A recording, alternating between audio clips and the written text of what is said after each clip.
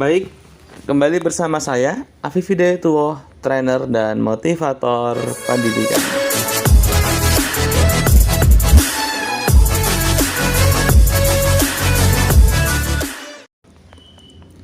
Baik, sahabat-sahabat semua di seluruh Indonesia. Hari ini saya akan berbagi bagaimana caranya agar pidato kita itu baik, benar, dan juga berdampak. Sahabat hebat di seluruh Indonesia, pidato itu merupakan suatu cara untuk menyampaikan informasi dan mempengaruhi audiens kita.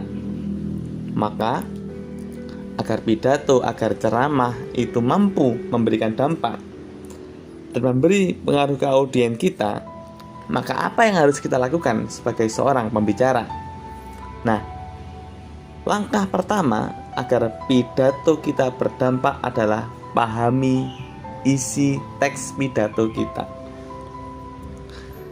Kita harus mampu memahami arahnya kemana, apa nasihat pentingnya, mana kata-kata pentingnya, dan juga mana kata-kata yang harus didengar oleh audiens kita.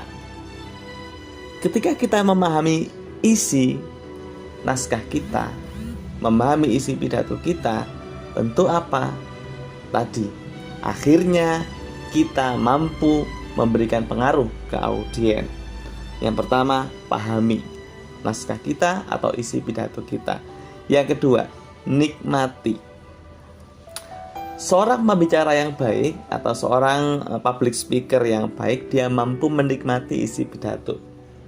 Efeknya apa? Kalau kita menikmati isi pidato, maka kita tidak terburu-buru.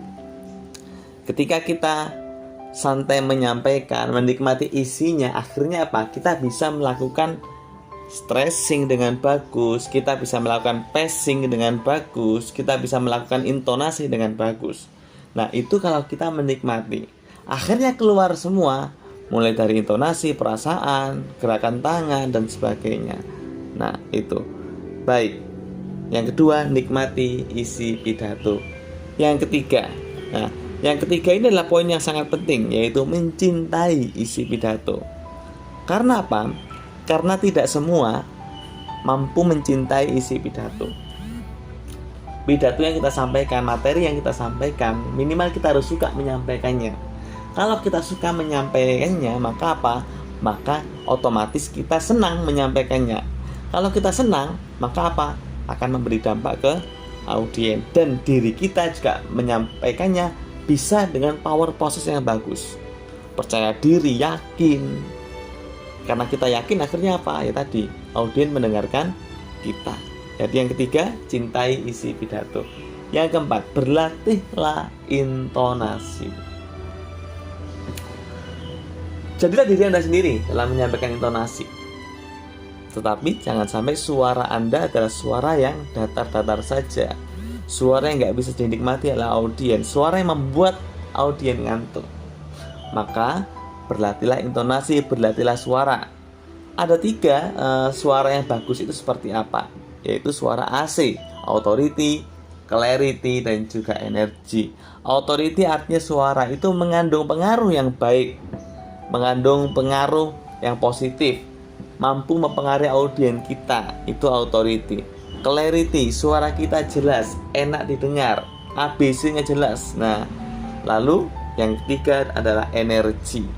Jadi suara itu tidak hanya energi dari lisan, tapi energi dari hati, jiwa, raga, dan juga perasaan. Yang keempat, berlatihlah intonasi. Yang kelima, ketika kita sudah berlatih intonasi, maka berlatihlah visual kita.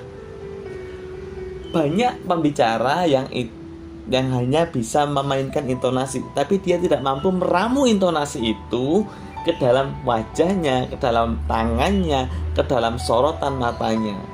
Maka dari itu, sebenarnya syarat visual itu kelihatan ketika kita mampu menikmati isi, ketika kita tidak menghafal.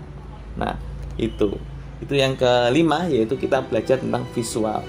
Nah, yang Selanjutnya, yang tidak kalah penting adalah buat pidato Anda berkesan.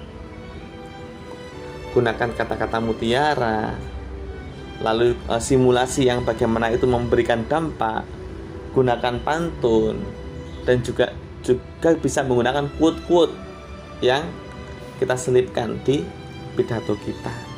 Itu teman-teman, sahabat-sahabat semua, bagaimana caranya membuat pidato kita baik dan juga luar biasa, dan tentunya memberi dampak ke audiens kita. Terima kasih dari saya.